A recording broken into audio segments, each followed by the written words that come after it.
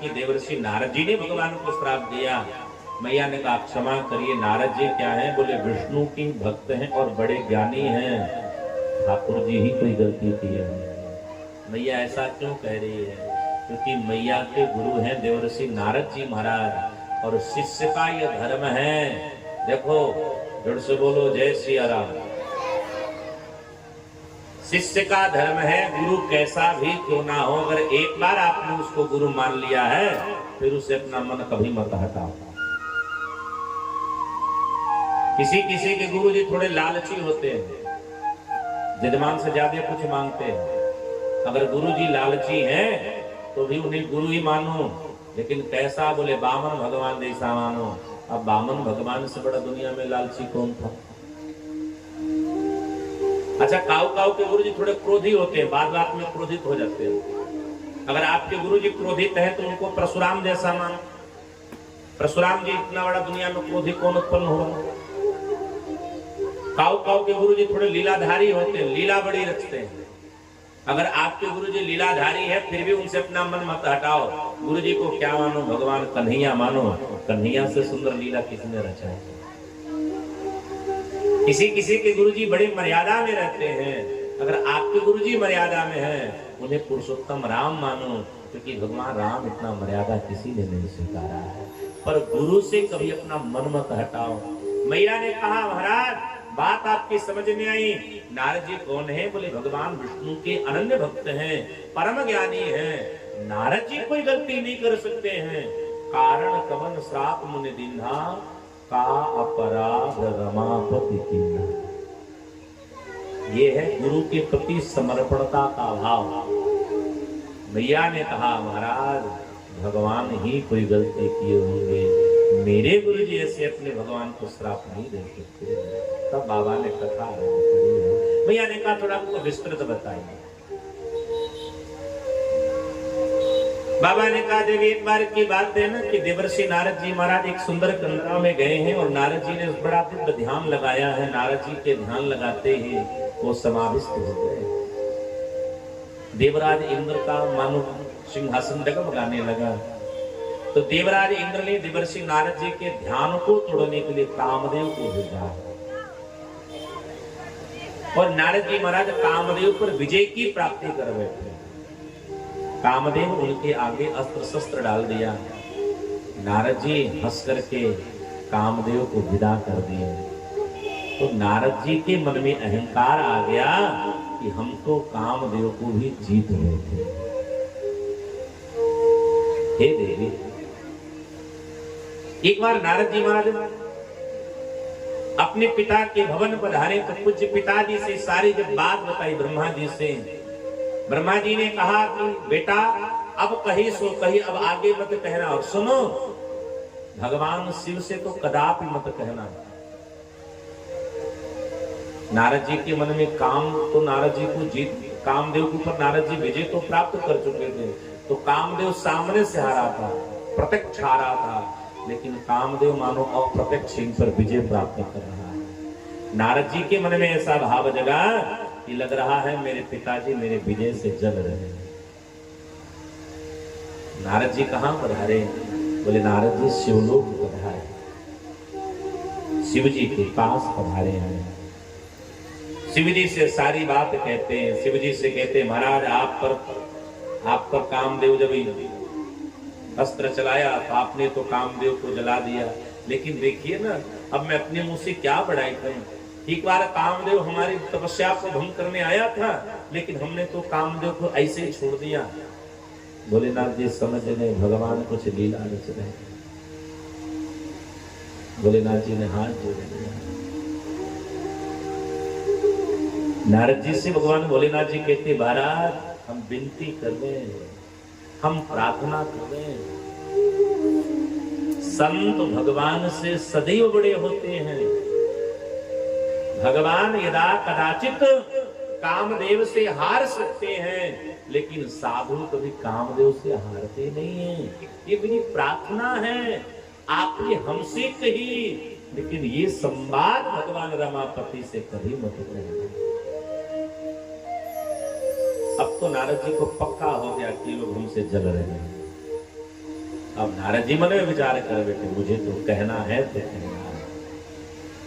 एक बार कर तल बर बीना, एक बार कर बीना, गावत हरि गुण गान प्रवीणा, गावत हरि गुण गान प्रवीणा। क्षीर सिंधु गवने मुनिनाथा, क्षीर सिंधु गवने मुनिनाथा, जहाँ बस निवास श्रुति माथा, जहाँ बस निवास श्रुति माता, हर से मिले उठि रमानी के का, हर से मिले उठि रमानी के का, बैठे आसन ऋषि समेता, बैठे आसन ऋषि समेता।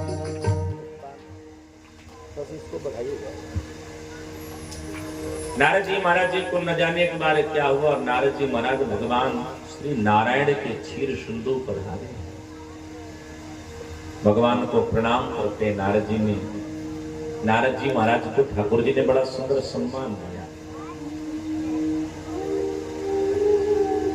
ठाकुर जी ने नारद जी से कहा, महाराज आपका तेज बड़ा चमक रहा है, क्या बात है? नारद जी ने कहा, महाराज हम क्या बताएं, अच्छा कुछ लोगों को बड़ाई बड़ी प्यारी लगती है। नारद जी ने कहा, महाराज मैं क्या बताऊं आपको? अरे एक बार हम ऐसे बस तपस्या में बैठ गए तो थोड़ा ध्यान क्या लग गई, देवराज इंद्र हमसे डर गया। देवराज इंद्र डरने के बाद हमको कामदेव, हमारे पास कामदेव को भेजा। अरे प्रभु, अरे भोलेनाथ जी तो कामदेव को जला बैठे, हम तो कामदेव को ऐसे ही वापस कर देते। अब आपको क्या होगा? ठाकुर जी ने उनकी बड़ाई करी, बोले महाराज हमरे सुमिरनते नहीं, लेकिन तुम्हारे सुमिरनते संसार के रोग नष्ट हो जाते हैं। भगवान नारायण नारद जी को बार बार रोकना चाह रहे हैं, पर नारद जी तो मस्त हैं, आगे बढ़े। ठाकुर जी समझ गए, क्योंकि भगवान मन में विचार करते हैं कि भाई हमारा कोई प्रिय हो, उसके मन में अगर अभिमान उत्पन्न हो जाए उसे हम जड़ से ही निकाल देते। नारद जी जिस रास्ते से जा रहे थे, ठाकुर जी उसी मार्ग में एक बड़ा दिव्य सुंदर नगर बनाते हैं, जिस नगर का नाम है श्री निवास। नगर के राजा कौन है? श्रीमान शील निधि जी महाराज। उनकी एक सुंदर प्यारी कन्या है, नाम विश्वमोहिनी। नारद जी गए थे तो नगर नहीं था, आ रहे हैं तो नगर है। नारद जी सोचे थोड़ा मिलते ही चलो। राजा ने बड़ा सुंदर सम्मान दिया, ये सारी माया भगवान की है। राजा ने नारद जी को सम्मान दिया, आदर पूर्वक बैठाया, कन्या को बुलाया, बोले महाराज थोड़ा बिटिया को देखिए। नारद जी जब देखे तो नारद जी क्या देखे, नारद जी ने देखा कि इसके हाथ में तो ऐसी रेखा है कि जो इससे विवाह करेगा वह अजर अमर और त्रिलोकी का विजेता हो जाएगा, विश्व पूजित हो जाएगा। तो नारद जी और तो सारी बात बताएं, पर विवाह वाली बात नहीं बताएं। बस बोले तुम विवाह की तैयारी करो। नारद जी सोचे हम ही क्यों ना विवाह करें, ये खजड़ी बजाने में कहा पड़ा, हम ही भी आ जाए। अब नारद जी ने सोचा हम साधु संत हैं, हमसे कौन अपनी बिटिया की ब्याह कराएगा। तो नारद जी विचार किए चलो हमारे हितैषी भगवान नारायण है, तो हरिसन मांगो सुंदरताए होई जात गहरू अति भाई। नारद जी सोचे चलो हम ही चल देते हैं। तो भगवान के पास आए हैं और ठाकुर जी से देखो हरिसन मांगो सुंदरताए। बंदर का एक पर्यायवाची रूप हरि भी होता है, हरि के जैसा रूप मांग रहे हैं। ठाकुर जी के पास आए, भगवान से कहते हैं कि प्रभु आपन रूप दे ही प्रभु मोहि, सुंदर हमको स्वरूप बनाइए। ठाकुर जी बोले जैसे ही ठाकुर जी ने बंदर का मुख बना करके भेजा। अब तो नारद जी को इतना भी फुर्सत नहीं है कि थोड़ा शीशा में देख लें कि हम सुंदर हैं कि नहीं है। इधर भगवान शिव अपने गण को लगाते हैं और नारद जी महाराज जब पधारे हैं नगरी में, बरमाला की जब तैयारी भई है, भैया गजब की बात है। सबके तरफ विश्व मोहिनी देख रही है पर नारद जी की तरफ देख ही नहीं रही है। जिधर बिटिया जा रही है उधर ही नारद जी महाराज चले जा रहे हैं। कि कर्म कई बार जब हुआ, अचानक क्या देखा कि भगवान नारायण राजा के बालक के रूप में प्रकट भय हैं और बिटिया उनके गले में माल्यार्पण कर बैठी है। बोल लक्ष्मी नारायण भगवान की। ठाकुर जी दुल्हन लेके चले गए। अब खिसियानी बिल्ली खंभा नोचे। नारद जी का क्रोध की सीमाएं बढ़ गई। शिव जी की जो गण है, शिव जी के गणों ने तब तक कह दिया बाबा तनी दर्पण देख लो। तो पानी में जैसे अपना मुख देखे तो बंदर के जैसे देखें।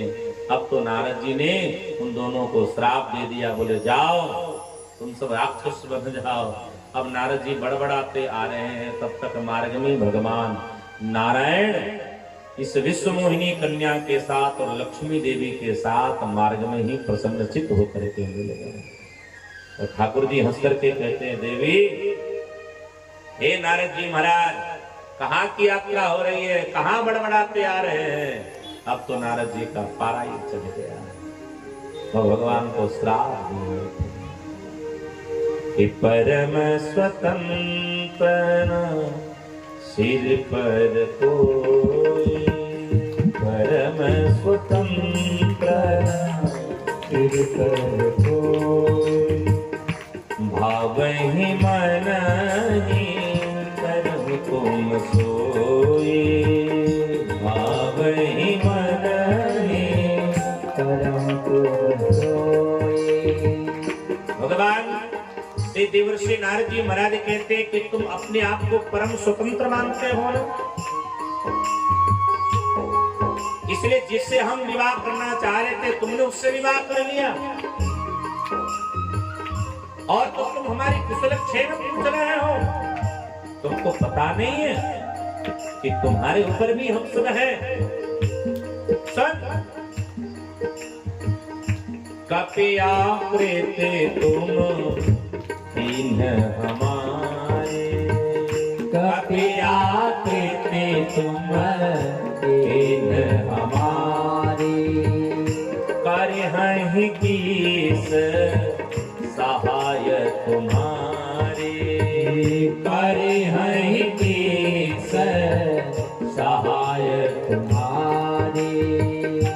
मम अपकार किन्ह तुम भारे, मम अपकार किन्ह तुम भारी, नारी विरह तुम भोग दुखारे, नारी विरह तुम भोग दुखारी।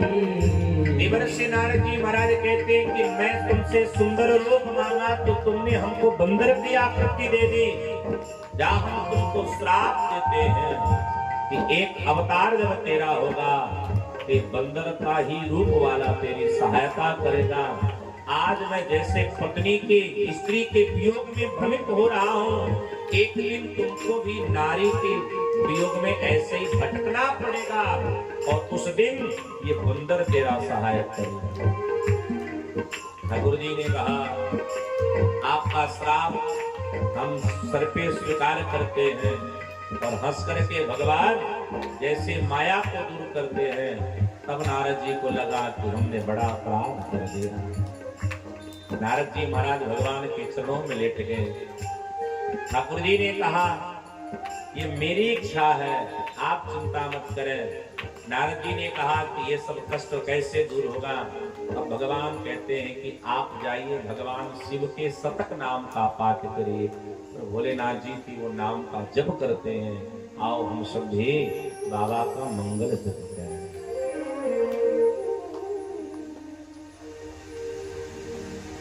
ओम नमः शिवाय, ओम नमः शिवाय, ओम नमः शिवाय, ओम नमः शिवाय, ओम नमः शिवाय, ओम नमः शिवाय, ओम नमः शिवाय, ओम नमः शिवाय, ओम नमः शिवाय, ओम नमः शिवाय। मन गाए पंछी, मन गाए पंछी, हरदम में गाए ओम नमः शिवाय, ओम नमः शिवाय, ओम नमः शिवाय, ओम नमः शिवाय।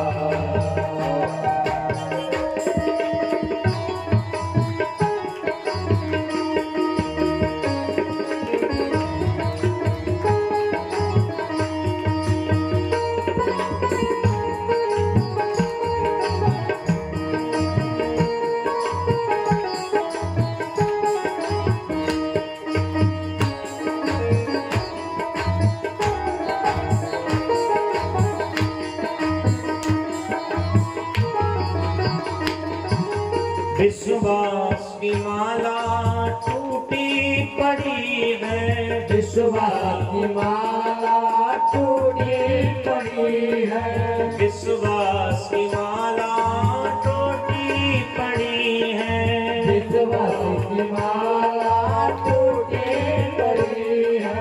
भगवन सहारा दे मुश्किल घड़ी है, भगवन सहारा दे मुश्किल घड़ी है, भगवन सहारा दे मुश्किल घड़ी है, भगवन सहारा दे मुश्किल घड़ी है। रास्ता दिखा राही अब तो शरण आए, रास्ता दिखा रहा अब तो शरण आए। ओम नमः शिवाय, ओम नमः शिवाय, ओम नमः शिवाय, ओम नमः शिवाय, ओम नमः शिवाय, ओम नमः शिवाय, ओम नमः शिवाय, हरि ओम। नमः शिवाय।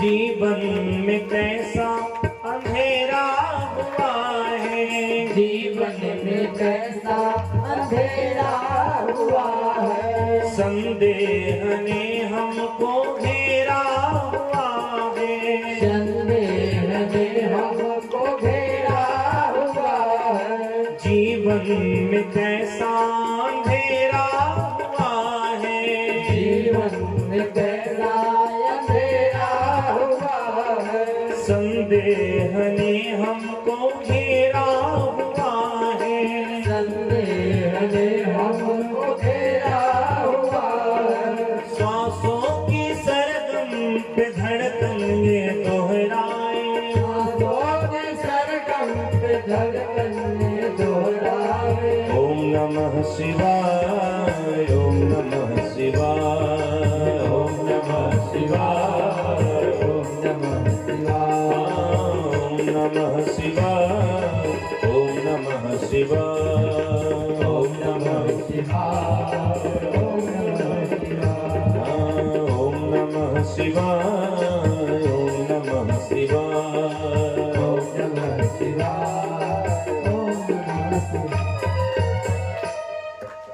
भगवान नारायण नारद जी से कहते हैं आप भगवान शिव के नाम का जप करिए। हे देवी, एक जन्म का तो यह हेतु है, तृतीय जन्म के हेतु को बतलाते हैं। एक जन्म का और यह हेतु है कि स्वयंभू मनु और शत्रुपा मैया ने बड़ा कठिन तप किया है और इस तप से प्रसन्न होकर के भगवान जब प्रकट हुए तो ठाकुर जी ने कहा कि कोई वरदान मांगो, तो राजा ने केवल एक ही वरदान मांगा कि दान शिरोमणि कृपा निधि नाथ कहूं सत्यभान चाहो तुम ही समान सुध प्रभुषण तवन दुआ। हे प्रभु, हम आप जैसा पुत्र चाहते हैं। ठाकुर जी ने कहा कि हे महाराज, मेरे जैसा तो कोई पुत्र नहीं होगा, इसलिए मैं आपका ही बेटा बन करके आऊंगा। हे देवी, यही मनु जी महाराज दशरथ बने हैं और शत्रुपा में कौशल्या बनी है। एक जन्म का यह हेतु है। अगले जन्म का हेतु बताते हैं कि एक प्रताप भानु नामक राजा है और प्रताप भानु अपने राज्य से एक बार शिकार करने के लिए गया और एक दुष्ट राजा जो साधु का वेश बना करके बैठा है, उस राजा के वशीभूत होकर के वह प्रताप भानु ब्राह्मणों के द्वारा श्रापित हो गया और श्रापित होने के कारण वही राजा अब रावण कुंभकर्ण आदि बना। भगवान के हेतु को यह विशेष बातों को बताते हैं। गोस्वामी जी ने कहा कि रावण का जब अवतार हुआ, कुंभकर्ण आदि जब प्रकट हुए हैं, तो भैया इनके हेतु से संपूर्ण पृथ्वी थर्राएगी। रावण कुंभकर्ण विभीषण आदि एक बार तपस्या करने के लिए गए, तो रावण के सामने जब ब्रह्मा जी महाराज प्रकट भये तो ब्रह्मा जी से रावण ने कहा, महाराज हमको क्या वरदान दोगे? तो ठाकुर ब्रह्मा जी ने कहा, जो मांगना हो। तो रावण ने कहा, बस इतने ही कह दो, हम काहू के मर ही न मारे। ब्रह्मा जी ने कहा, मरना तो पड़ेगा। तो उसने कहा, सुनिए ना, बानर मनुज जात दुई बार, मनुष्य और बानर को छोड़ करके हमको कोई न मार पाए, बाकी दोनों हमारे आहार हैं। कुंभकर्ण के पास गए तो कुंभकर्ण को देख करके ब्रह्मा जी सोच बैठे, अगर कहीं खाने के लिए मांग लिया तो गड़बड़ी हो जाए, क्योंकि एक बार कुंभकर्ण खाता था तो समझिए एक जिले की पूरी सामग्रियां खा जाता था। तो ब्रह्मा जी ने सरस्वती जी का प्रयोग किया है, सरस्वती जी ने प्रेरित किया है। ब्रह्मा जी ने कहा कि कुंभकर्ण भैया क्या चाहिए? तो मांगना कुछ और चाहता था, लेकिन इसने मांग लिया 6 महीने की निद्रा, एक दिन जगे पुनः 6 महीने सो जाए। विभीषण जी के पास गए तो विभीषण जी महाराज ने भक्ति की याचना करी। ब्रह्मा जी सबको वर दे करके लौटे हैं। रावण का आतंक बढ़ा है, अपने ही भाई के ऊपर आक्रमण किया, कुबेर जी के ऊपर, उनका पुष्पक विमान जीत करके लाया, अपनी आतंक इतनी मचाया कि इसके आतंक से संपूर्ण पृथ्वी थर्रा गई। कहीं यज्ञ न हो पाता था, कहीं ब्राह्मण अपना भजन तप नहीं कर पाते थे। देखो आज के भी युग में ऐसे ही राक्षस बैठे हैं। जो लोग यज्ञ में व्यवधान उत्पन्न करें, उससे बड़ा दुनिया में कोई राक्षस नहीं है। जो लोग ब्राह्मणों के धर्म को नष्ट करने को तुलें, उनसे बड़ा दुनिया में कोई रावण नहीं है, कोई कुंभकर्ण नहीं है। पृथ्वी थर आ गई है तो पृथ्वी घबरा करके ब्रह्मा जी के पास गई। ब्रह्मा जी ने पृथ्वी से कहा, तुम चिंता मत करो, क्योंकि पृथ्वी गौ का रूप बनाई थी। ब्रह्मा जी ने समस्त देवताओं की अचानक मीटिंग बुलाई है और उस मीटिंग में यह बात रखा गया कि भगवान कहाँ मिलेंगे, कहाँ मिलेंगे। किसी ने कहा भगवान यहाँ होंगे, किसी ने कहा यहाँ होंगे। सब अपनी अपनी विचारों को प्रस्तुत कर रहे थे। भोलेनाथ जी कहते हैं, देवी यही समाज गिरजा में रहो, मैं भी उसी समाज में था। मैं एकदम चुपचाप बैठा था। तब ब्रह्मा जी ने कहा कि हे भोलेनाथ जी, आपके विचारों से भगवान कहाँ रहते हैं? देखिए, नारद संहिता में लेख है कि जब देवर्षि नारद जी ने एक बार भगवान से प्रश्न किया कि प्रभु आप मिलोगे कहाँ, आपका वास्तविक घर कहाँ है? भाई लोग ढूंढने आपको कहाँ जाएंगे? जैसे मेरा परिचय, मैं अयोध्या हूं, मेरा ये कांटेक्ट नंबर है, तो आपका क्या परिचय, आप कहाँ मिलेंगे? ठाकुर जी ने देवर्षि नारद जी से कहा, नारद जी हमारा परिचय जानना। नाहं बसामि वैकुंठे योगिनां हृदयेन च मद्भक्त्या यत्र गायन्ते तत्र तिष्ठामि नारदः। भगवान कहते हैं कि हे नारद जी, न मैं वैकुंठ में वास करता हूँ, न मैं योगियों के हृदय में वास करता हूँ। नारद जी ने कहा, तब कहाँ रहते हो? नारद जी ने कहा कि तब कहाँ रहते हो? भगवान कहते हैं कि मेरे भक्त जहां मुझे पुकारते हैं मैं वहीं नहीं रहता। भोलेनाथ जी ने भी यही कहा, हरि व्यापक सर्वत्र समाना, हरि व्यापक सर्वत्र समाना, प्रेमति प्रगट वही मैं जाना, प्रेमति प्रगट वही मैं जाना। देश काल दिशि विदिशो माही, देश काल विदिशो माही, कहूँ सो कहा जहाँ प्रभु नाही, कहूँ सो कहा जहाँ प्रभु नाही। हरि व्यापक सर्वत्र समाना, हरि व्यापक सर्वत्र समाना। भगवान भोलेनाथ जी ने कहा कि भगवान तो सब जगह विराजमान है। एक बार एक शराबी एक मस्जिद में बैठ करके शराब पी रहा था। मस्जिद का मौलवी शराबी को कस के डांटा, बोला ये खुदा की इबादत की जगह है, तुम यहाँ शराब पीते हो। तो शराबी को पहुंचा फकीर था। शराबी ने कहा, ऐ मौलवी सुन, बाई जी शराब पीने दे इस मस्जिद में बैठकर, वरना ऐसी कोई जगह बता जहां तेरा खुदा न रहता। भगवान तो सब जगह वास करते हैं। ठाकुर जी अड़ू पड़मारादू कड़कड़ादी सब में वास करते हैं। ऐसे कोई जगह नहीं जहां परमात्मा का वास न हो। जहां परमात्मा का वास न हो वो जगह हो ही नहीं सकता।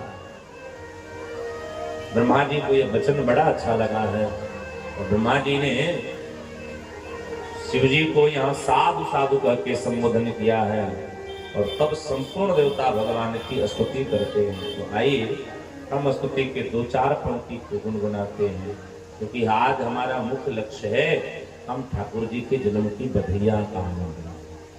आइए हम स्तुति का दो चार सुंदर छंद हम गुनगुनाते हैं, हमारे साथ मिलकर संग।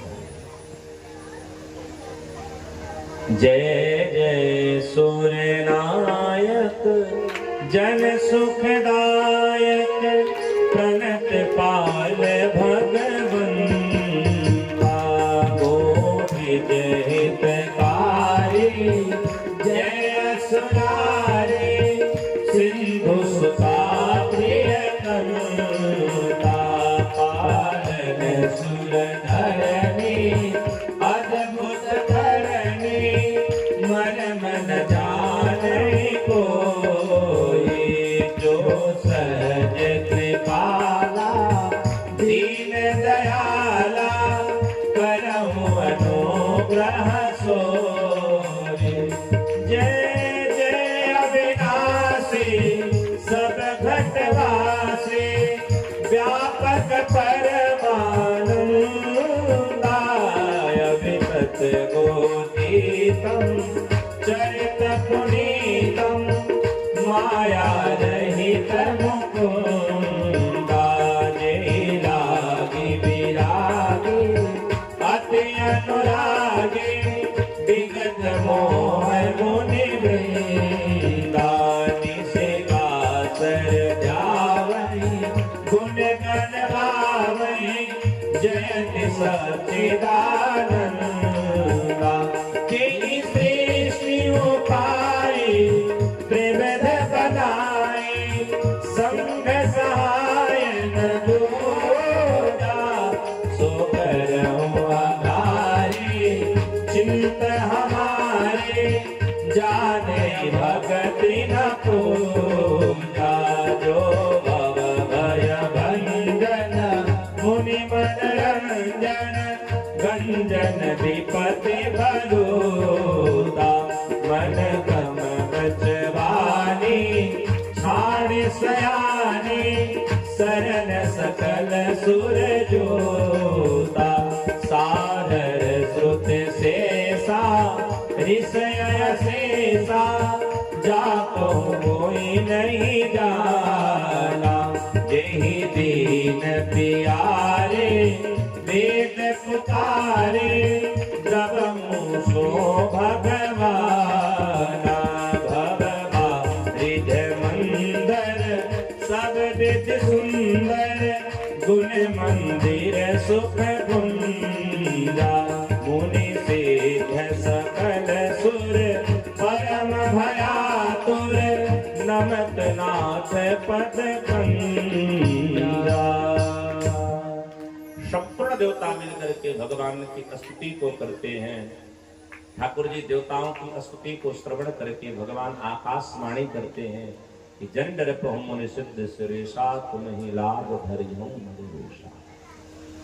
आप सब अब डरो नहीं, आपका डर अब दिन दूर हुआ। अब मैं अवतार लेने वाला हूँ।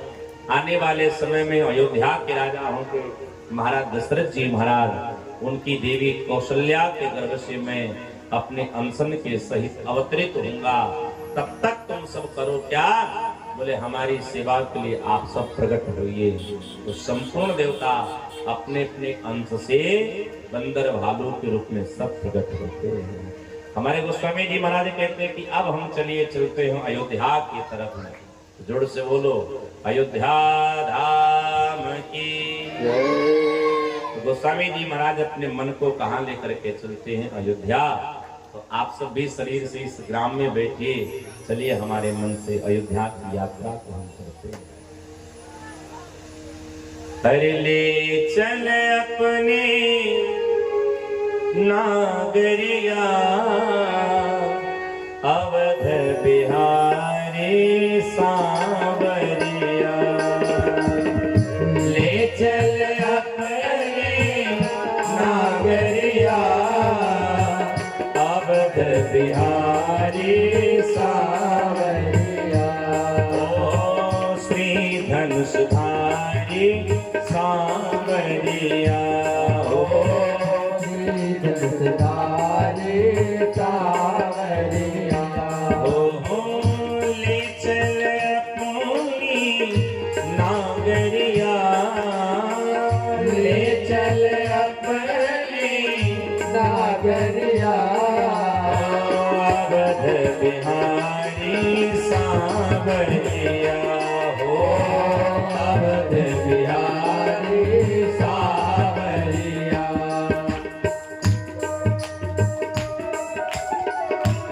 बोलो अयोध्या धाम के।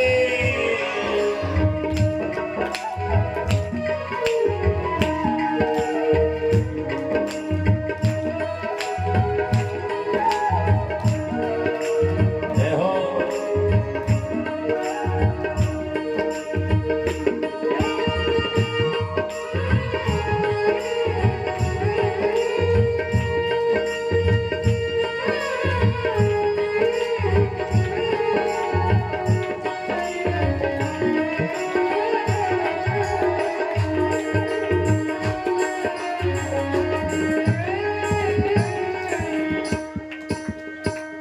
सरयू के तीर अयोध्या नगरी, सरयू के तीर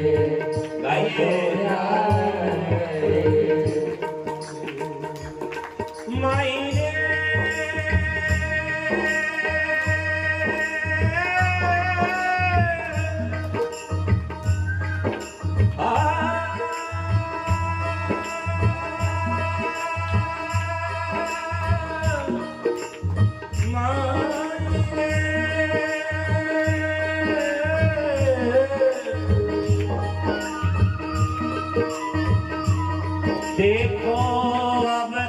किशोर माई रे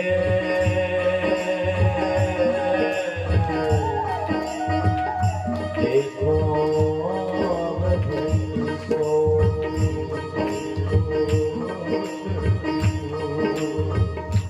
सुंदर छवि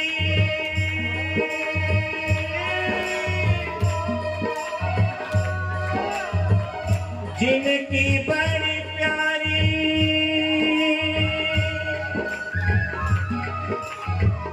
नैनन बीच समाई